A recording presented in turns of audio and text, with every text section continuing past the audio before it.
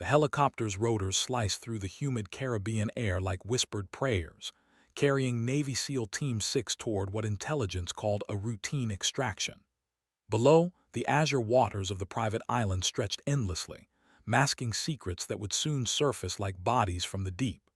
Lieutenant Commander Marcus Reaper Kelway adjusted his night vision goggles, scanning the coastline of Cayo Esperanza, a place that didn't exist on any official map, owned by a woman who shouldn't exist either.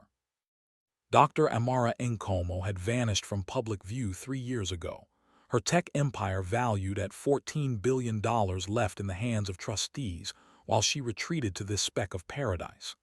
The State Department classified her as a person of interest, after intercepted communications suggested she was developing something that made governments nervous.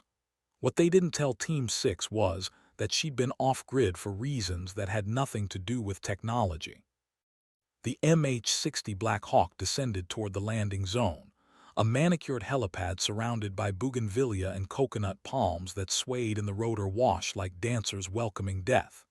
Kelway's team prepared for insertion with mechanical precision, 8 of America's deadliest warriors dropping into what appeared to be a billionaire's tropical retirement. The intelligence briefing had been sparse: minimal security, cooperative target, clean extraction. In his 15 years of service, Kelway had learned that routine operations were often anything but. 2 minutes out, the pilot's voice crackled through their headsets. Below, motion sensor lights illuminated a villa that looked more like an architectural magazine cover than a potential threat. Swimming pools reflected the helicopter's navigation lights, and tennis courts lay perfectly maintained but eerily empty. It was the kind of place where powerful people went to disappear, either voluntarily or otherwise. What troubled Kelway wasn't the opulence. He'd extracted billionaires before. It was the silence. No radio chatter, no defensive positioning, no evidence of private security. Either Dr. Nkomo was supremely confident in her isolation, or she was expecting them. Both possibilities made his trigger finger itch against the safety of his HK-416. The Black Hawk touched down with barely a whisper, rotors spinning down to idle as 8 shadows emerged from its belly and spread across the landing zone in practiced formation. They moved like smoke through the tropical gardens, each step calculated, each breath controlled. The villa's lights were on, casting golden rectangles across pristine terraces, but the building felt as lifeless as a museum after hours. Kelway raised his fist, halting his team at the main entrance. Through the expansive glass doors, he could see movement, a single figure in white linen moving through what appeared to be a living room the size of most people's houses. Dr. Amara Nkomo stood with her back to them, hands clasped behind her as she gazed out at the moonlit ocean. She was waiting. The operation had just become anything but routine. Team 6 approached the villa with the fluid precision of water finding its level, each man knowing his role without spoken communication. Kelway motioned for a standard breach formation, though the unlocked glass doors made it feel more like a dinner invitation than a military insertion. The interior was a study in minimalist luxury, African art mixed with cutting-edge technology, the kind of space where billion-dollar deals were made over single malt whiskey and handshakes that moved markets. Dr. Nkomo turned as they entered, her movements unhurried despite being surrounded by 8 assault rifles. She was younger than the intelligence photos suggested, maybe 45, with the kind of presence that commanded boardrooms and intimidated senators.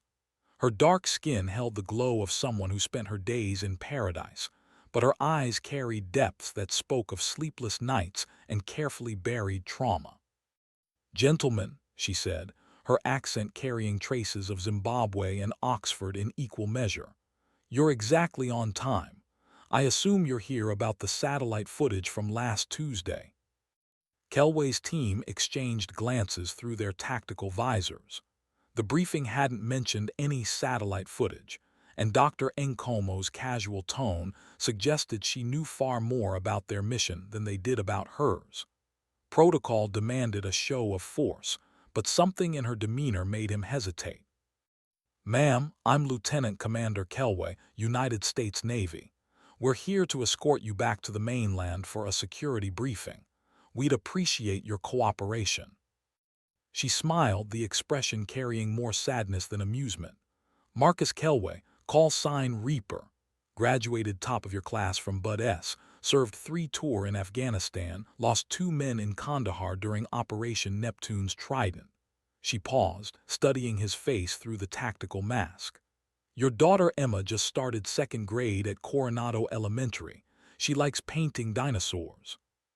The silence that followed felt heavy enough to crush diamonds. Every SEAL in the room had their weapons trained on her, but Dr. Nkomo stood perfectly still, hands visible, posture non-threatening. She was delivering a message wrapped in a velvet glove. She knew things she shouldn't know, could reach places she shouldn't reach. How do you know about your family? She gestured toward a wall-mounted screen that flickered to life, displaying satellite imagery, personnel files, and communication intercepts that shouldn't exist outside of classified Pentagon servers. The same way I know that your extraction order came directly from the Secretary of Defense, bypassing normal chains of command. The same way I know that whoever sent you here told you I was a potential threat to national security. She moved toward a marble bar, her white linen dress flowing like ocean foam. Would you like something to drink? It's going to be a long night, and there are things you need to understand before you decide whether to complete your mission. Dr. Nkomo poured herself a glass of water from a crystal pitcher, her movements deliberate and calm despite being surrounded by America's most elite warriors. The ice clinked like wind chimes in a gentle breeze, the only sound in a room thick with tension and unasked questions. She turned back to face Team 6, and for the first time, Kelway noticed something that made his blood run cold. On her left forearm, partially concealed by her dress sleeve, was the edge of a tattoo, black ink on darker skin, barely visible in the villa's ambient lighting but unmistakably military in design. The partial image showed what looked like aircraft wings, not the commercial airline variety, but the precise, angular lines of military aviation. You're wondering about this, she said, following his gaze and rolling up her sleeve with the casual confidence of someone revealing a royal flush. The tattoo was extensive, covering most of her forearm in intricate detail. At its center were the silver wings of a naval aviator, flanked by what appeared to be squadron insignias and service ribbons rendered in stunning artistic detail. But it was the call sign that made Kelway's weapon lower involuntarily. Phantom, in bold letters beneath a stylized FA-18 Hornet mid-flight, surrounded by mission markers that told a story of someone who'd seen combat in places that didn't officially exist. Petty Officer First Class Jake Spider Morrison was the first to break protocol, his rifle dropping to a low, ready position. "Holy shit," he whispered, loud enough for his team to hear through their comms. "Your Commander Phantom." The recognition spread through the team like wildfire. Every military aviator knew the legend, though few believed it was real. Commander Phantom, the pilot who'd single-handedly prevented 3 international incidents, whose classified missions were whispered about in ready rooms from Norfolk to San Diego. The ghost who flew where others feared to tread and brought everyone home.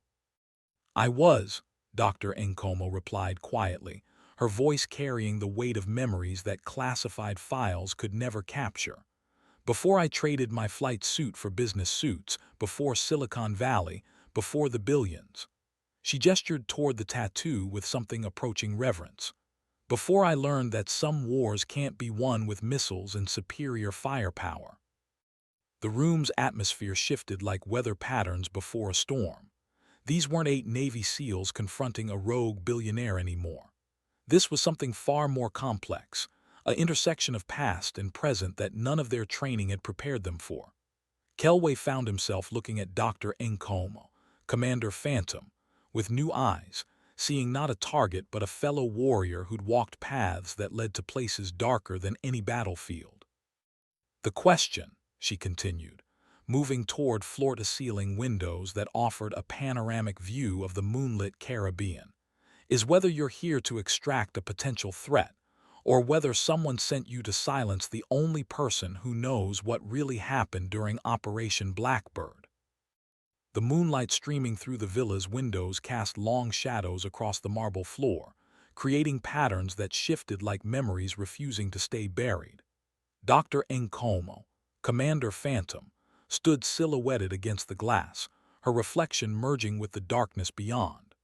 The revelation of her identity had changed everything, transforming what should have been a simple extraction into something that felt like standing at the edge of a classified abyss.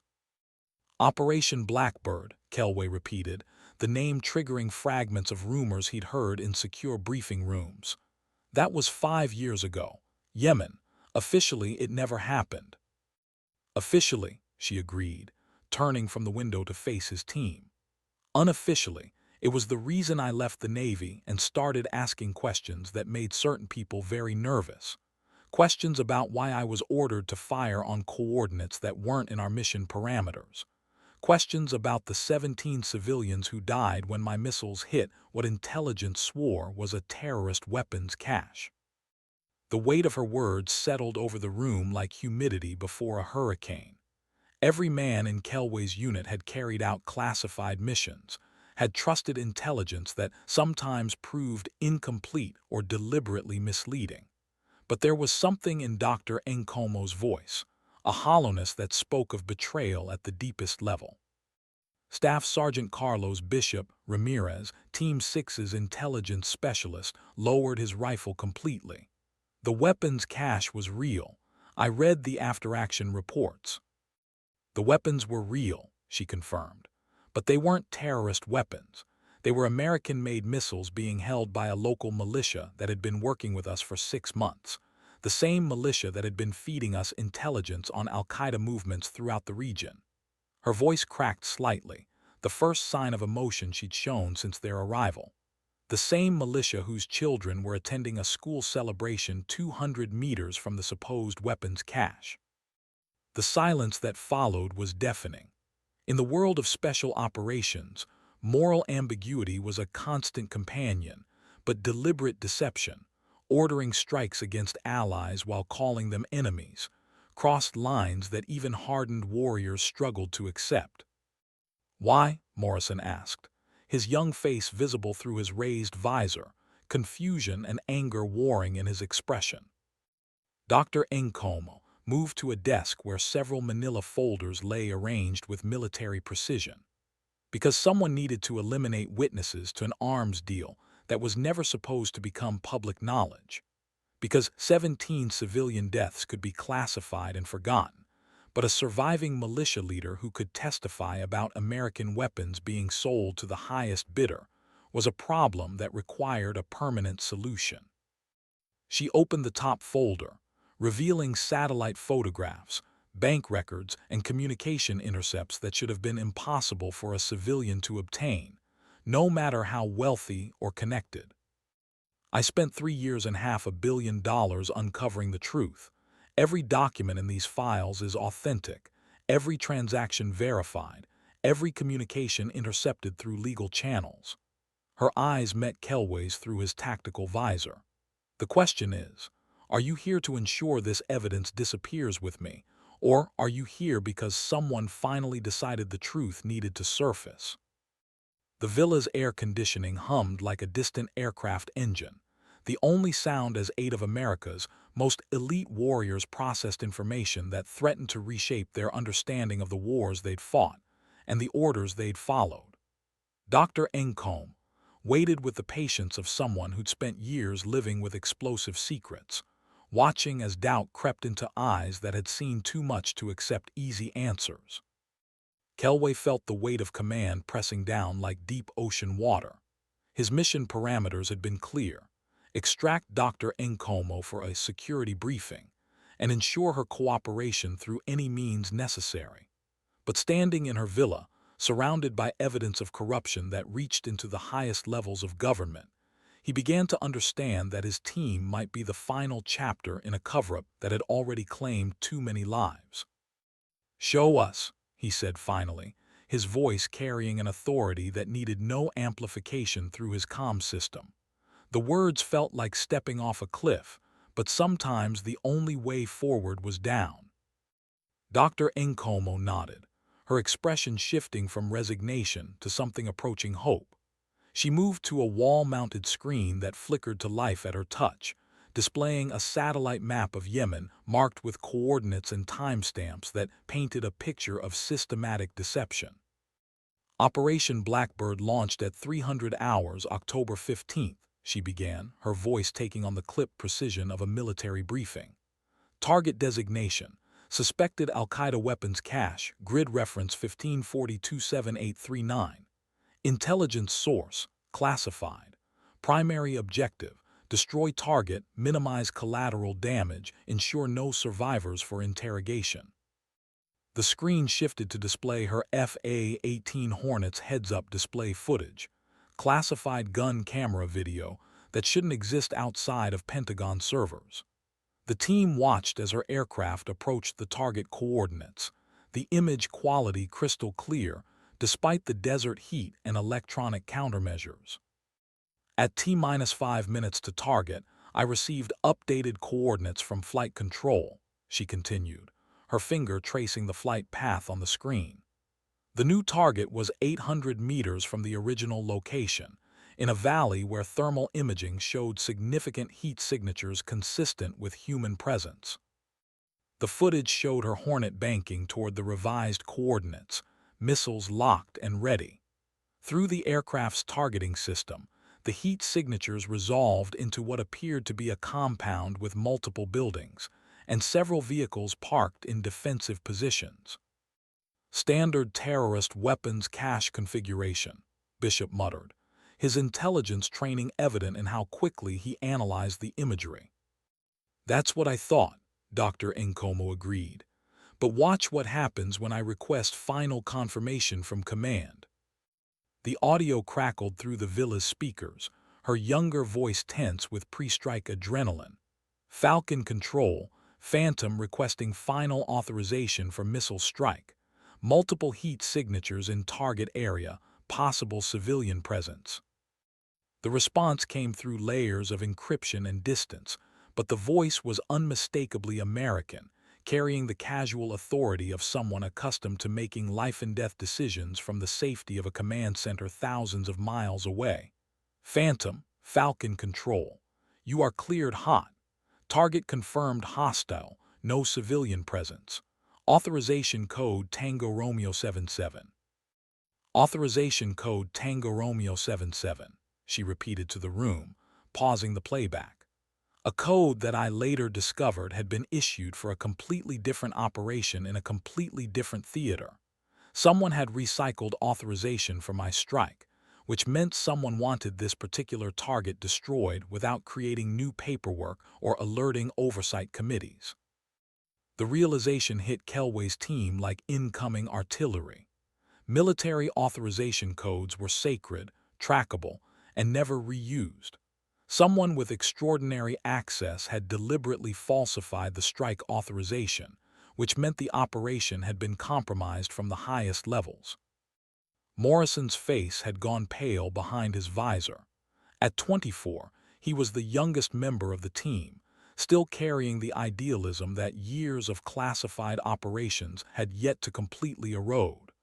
They set you up, made you the trigger man for an assassination disguised as a counterterrorism strike. 17 assassinations, Dr. Nkomo corrected quietly, including 3 children under the age of 10. The screen shifted to aftermath footage, crater analysis, body recovery, and intelligence reports that painted a picture of systematic deception. The supposed weapons cache had indeed contained American-made missiles, but the serial numbers and procurement records told a story that went far beyond terrorism. The weapons were part of a covert arms sale to Saudi intelligence, laundered through the militia as intermediaries, she explained. When the militia leader started asking for higher compensation and threatening to expose the operation, Someone decided that eliminating him and his entire organization was cheaper than negotiating. Staff Sergeant Tommy "Bulldog" Kowalski, the team's demolitions expert, spat into his tactical mask's microphone. 17 people died to cover up a fucking arms deal.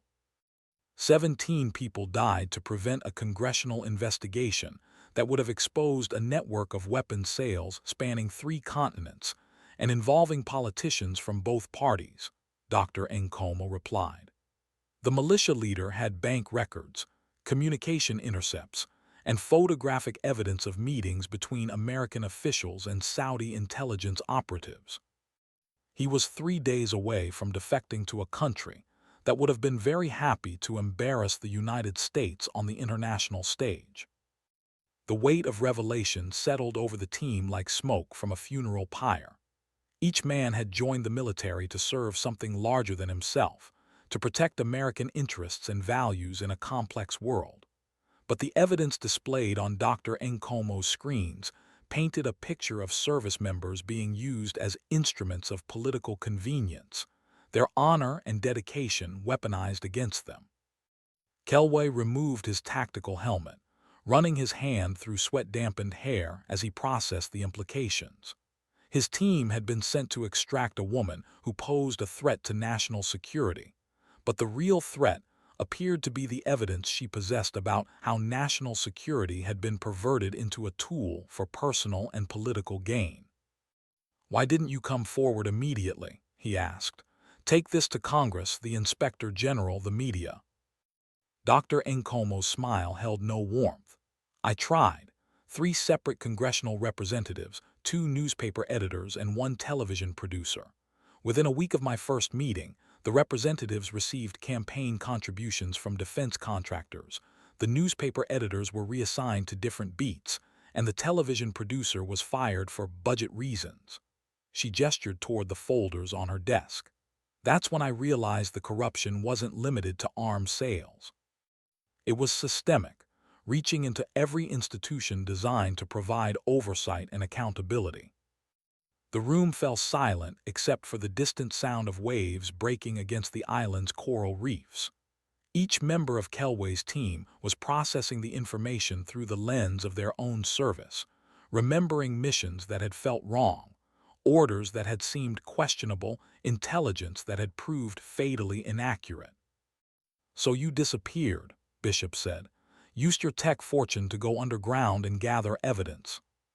"I used my resources to build an untraceable network of investigators, former intelligence operatives, and disillusioned government employees who wanted the truth exposed," she confirmed.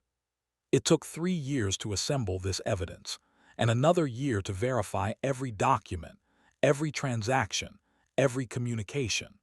What you're seeing represents the most comprehensive investigation into military contractor corruption in American history." She moved to another folder, this one thicker than the others and marked with classification stamps that made Kelway's blood run cold, including evidence of 17 other incidents where American service members were used to eliminate witnesses to arms deals, contractor fraud, and political corruption. 238 deaths across 8 countries, all classified as successful counterterrorism operations. The number hit the room like a physical blow. Morrison sank into a nearby chair, his rifle forgotten across his lap. Bishop stared at the classification stamps with the hollow expression of someone watching his worldview crumble. Even Kowalski, who'd seen combat in 3 different theaters, looked shaken. "Jesus Christ," Ramirez whispered. 238 people. 238 murders, Dr. Nkomo corrected. Carried out by honorable service members who trusted their orders, their intelligence, and their command structure. Men and women who thought they were fighting terrorism when they were actually eliminating inconvenient witnesses. Kelway looked at his team, seeing his own struggle reflected in their faces. They were warriors, trained to follow orders and trust their chain of command. But they were also Americans, sworn to defend the Constitution against all enemies, foreign and domestic. The evidence in this villa suggested that the most dangerous enemies might be the ones giving them their orders. "What do you want from us?" he asked finally. Dr. Nkomo moved back to the window, her reflection ghost-like in the bulletproof glass. "I want you to make a choice that I wasn't able to make 5 years ago. I want you to decide whether following orders is more important than serving justice, whether protecting classified operations is worth more than protecting the truth." The ocean beyond the window stretched endlessly toward a horizon where moonlight painted silver paths across dark water. It was the kind of view that made profound decisions feel both insignificant and monumentally important, a reminder that individual choices could ripple across history like stones thrown into still water. "In 12 hours," she continued, "a secure communication will be transmitted to every major news organization in the world. This evidence, along with testimony from 47 former military and intelligence personnel, will be released simultaneously across multiple platforms to prevent suppression or manipulation." She turned to face them, her expression carrying the weight of someone who'd already made the hardest choice of her life. "Unless, of course, you complete your mission as originally ordered. If I disappear tonight, if this evidence never sees daylight, then 238 people will have died for nothing, and the corruption that killed them will continue claiming new victims." The silence that followed felt pregnant with possibility and danger. Every man in the room understood that they stood at a crossroads where personal honor, professional duty, and moral obligation converged in ways their training had never prepared them for.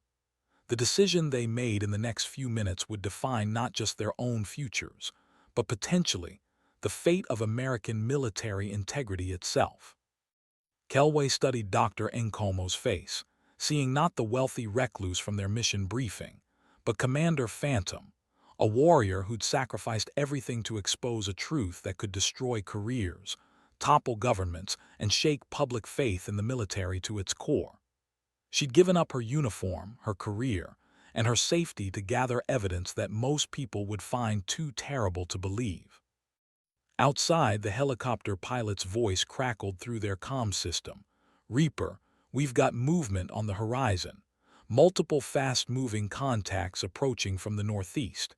ETA approximately 20 minutes. The atmosphere in the villa shifted like air pressure before a storm.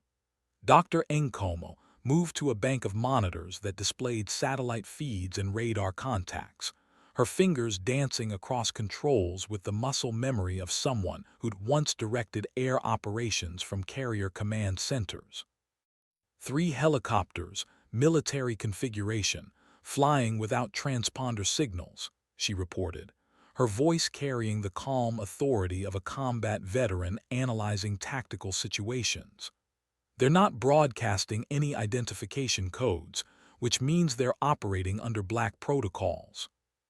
Bishop moved to look over her shoulder, his intelligence training evident in how quickly he read the tactical display.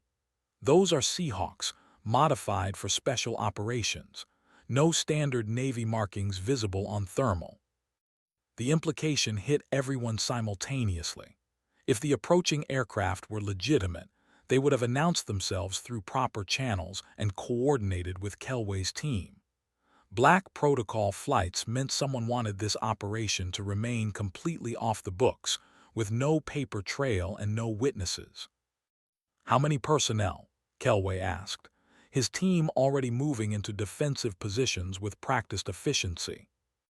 "Based on aircraft configuration, probably 24 operators," Dr. Nkomo replied. "More than enough to secure the island and eliminate any potential complications to their mission."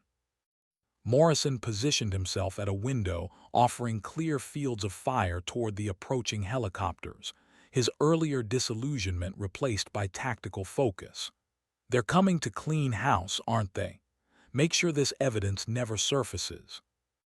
"Evidence has a way of disappearing," she confirmed. "People who know too much have unfortunate accidents. Billionaire recluses sometimes vanish without a trace, especially when they've been living isolated lives on private islands far from civilization. Kowalski had moved to the villa's security panel, his demolitions expertise evident in how quickly he assessed the building's defensive capabilities. This place is built like a fortress. Bulletproof glass, reinforced walls, independent power systems. You've been expecting this. I've been preparing for it, she corrected. The question is whether you're going to help them complete their mission or help me survive long enough to complete mine. The weight of decision pressed down on Kelway's shoulders like deep ocean water. His original orders were clear: extract Dr. Nkomo for debriefing. But those orders had come from the same command structure that had apparently been using American service members as unwitting assassins for years. The approaching helicopters represented not rescue, but elimination of the evidence, of the witness, and quite possibly of anyone who'd been exposed to information too dangerous to leave loose ends. He looked at his team, seeing his own moral struggle reflected in faces he'd trusted with his life through a dozen classified operations. These were men who'd sworn the same oaths, carried the same honor, believed in the same principles that Dr. Nkomo's evidence suggested had been corrupted from within. "Gentlemen," he said quietly, his voice carrying the authority that had led them through firefights from Afghanistan to Syria, "we have a choice to make." The approaching helicopters grew louder, their rotors beating against the tropical air like war drums announcing the arrival of judgment. Through the villa's security cameras, they could see the aircraft taking position around the island, not the formation for a rescue operation, but the tactical deployment for a siege. Ramirez moved to a communication panel, his fingers working to establish secure channels with their command structure. "I'm getting nothing but static on official frequencies. Someone's jamming our communications." "Standard Black protocol," Bishop confirmed. "No communications in, no communications out. Whatever happens here tonight stays here." Dr. Nkomo activated additional security measures, and the villa transformed from a luxury residence into something approaching a military command center. Blast shields descended over windows, defensive lighting illuminated approaches to the building, and weapon ports opened to provide firing positions for defenders. "You built a war room disguised as a vacation home," Morrison observed with something approaching admiration. "I built a last stand disguised as a retirement," she replied. "When you know someone wants you dead, you prepare for the inevitable confrontation." The first helicopter touched down on the beach, disgorging 8 figures in tactical gear who moved with the fluid precision of elite operators. Unlike Kelway's team, these men wore no identifying patches, carried no standard issue weapons, and moved with the mechanical efficiency of people following orders they didn't question. "Contractors," Kowalski spat, "corporate killers with government contracts." Through their tactical scopes, they watched the second team deploy from their helicopter and begin moving toward the villa in a coordinated assault formation. These weren't Navy SEALs following military protocols. They were mercenaries following corporate directives, bound by contracts rather than oaths, motivated by payment rather than patriotism. The third helicopter remained airborne, providing overwatch and ensuring that no one escaped the island alive. Its spotlights swept across the villa's grounds like predatory eyes, illuminating defensive positions and marking targets for the assault teams. Dr. Nkomo stood at the center of her command center, surrounded by screens displaying tactical information that would have been classified beyond her clearance level as a Navy pilot. But she was no longer Commander Phantom, following orders and trusting intelligence. She was Dr. Amara Nkomo, billionaire whistleblower, using resources that government budgets couldn't match to fight a war that official channels had refused to acknowledge. "Last chance," she said to Kelway's team. "Help them complete their mission, or help me complete mine. But understand that neutrality isn't an option. The approaching teams have orders to eliminate all witnesses, and that includes anyone who might have been exposed to classified information tonight. The weight of that statement settled over the room like concrete. They were witnesses now, whether they wanted to be or not. Their presence in the villa, their exposure to Dr. Nkomo's evidence, their knowledge of Operation Blackbird and its consequences, all of it made them liabilities that couldn't be allowed to return to their normal lives. Kelway removed his tactical gloves, his bare hands steady despite the magnitude of the decision facing him. He looked at each member of his team, seeing not just fellow warriors but men whose families would wonder what happened to them if they didn't survive the night. "We didn't sign up to be corporate assassins," he said finally, his voice carrying the quiet authority that had earned him the loyalty of men who'd followed him into impossible situations. "We signed up to serve our country, protect the Constitution, and defend the truth." He moved to Dr. Nkomo's command console, studying the tactical display that showed 24 armed contractors moving to surround and eliminate everyone in the villa. "Ma'am, what do you need us to do?" Her smile, when it came, carried the warrior's recognition of someone choosing honor over expedience, truth over comfort, principles over survival. "I need you to help me stay alive long enough to broadcast the truth. After that, I need you to help me disappear before they can silence us permanently." The first assault team reached the villa's perimeter just as Kelway's decision crystallized into action. Team 6 had trained for urban warfare, close quarters combat, and impossible odds. But they'd never trained for a situation where their enemies wore the same equipment, carried the same weapons, and claimed the same authority as themselves. The real war was about to begin. The villa's defensive systems came online with mechanical precision, transforming Dr. Nkomo's tropical paradise into a hardened military position that could have held off a small army. Motion sensors tracked the approaching assault teams, while automated countermeasures painted targeting data across screens that displayed the battlefield with the clarity of a video game. Kelway positioned his team at strategic points throughout the villa, each man understanding that they were no longer Navy SEALs following orders, but American warriors defending truth against corruption. The moral weight of their decision sat heavily on shoulders trained to carry impossible burdens, but for the first time in years, they knew with absolute certainty that their cause was just. "First team approaching from the southeast," Dr. Nkomo reported, her voice carrying the calm authority of someone who directed combat operations from carrier command centers. 8 operators, standard breach formation, armed with suppressed weapons to minimize attention from any passing aircraft. Bishop had established overwatch from the villa's second floor, his sniper rifle trained on approaches that provided the best fields of fire. "I count at least 6 more operators positioned for perimeter security. These guys aren't taking chances." The approaching contractors moved with professional competence, but they lacked the indefinable something that separated elite military units from corporate warriors. They followed their training, executed their movements with precision, but they moved like men following a checklist rather than brothers trusting each other with their lives. "They're good," Morrison observed from his position covering the main entrance, "but they're not us." The distinction mattered more than tactics or equipment. Team 6 had trained together, fought together, bled together. They moved with the intuitive coordination of men who'd learned to trust each other in situations where hesitation meant death. The contractors were professionals, but they were strangers united only by their paychecks and their orders. Dr. Nkomo activated the villa's communication systems, her fingers dancing across controls that linked her to satellite networks, internet servers, and broadcast facilities around the world.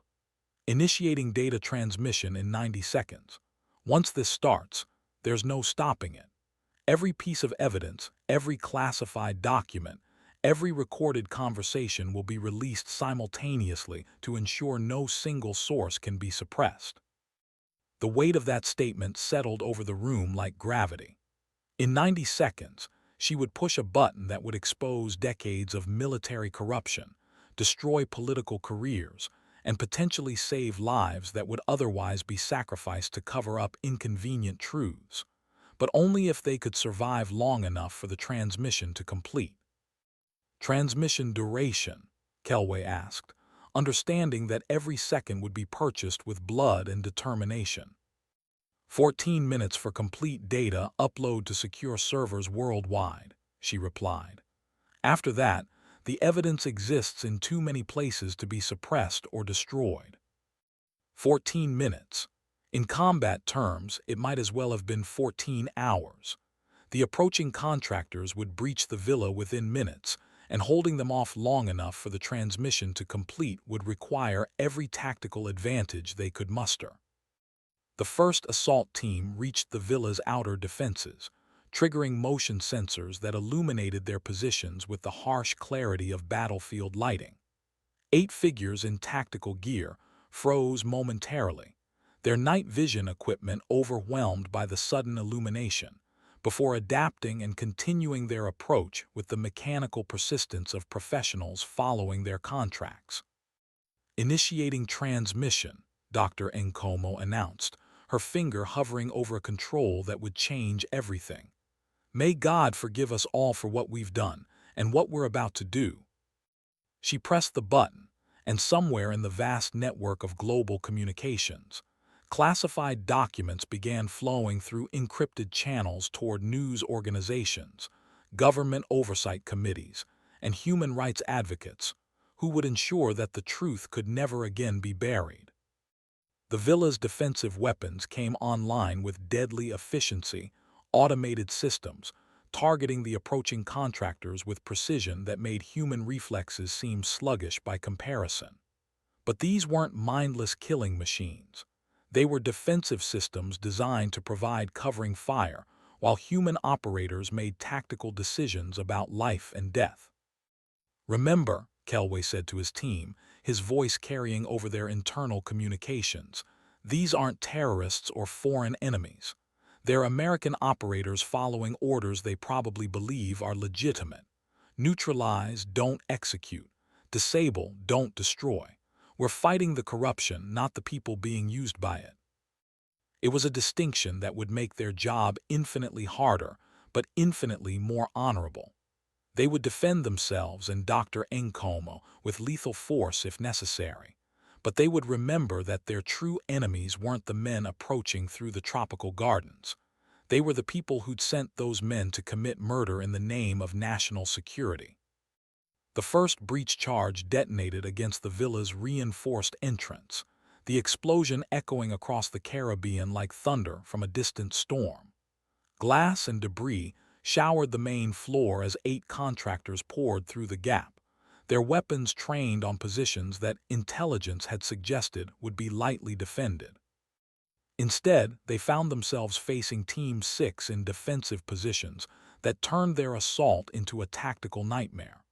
Kelway's men had the advantages of familiarity with the terrain, superior defensive positions, and most importantly, the moral certainty that they were fighting for truth rather than profit. The battle for the villa and for the truth had begun. The firefight erupted with the controlled violence of professionals testing each other's limits, muzzle flashes strobing through the villa's interior like deadly lightning. The contractors moved with tactical precision, but they were advancing into defensive positions held by men who'd survived a dozen classified operations through teamwork, determination, and an absolute refusal to leave anyone behind. Morrison's rifle barked from his position behind a marble counter, placing precise shots that forced the advancing contractors to seek cover rather than advance. His rounds sparked off tactical armor and shattered expensive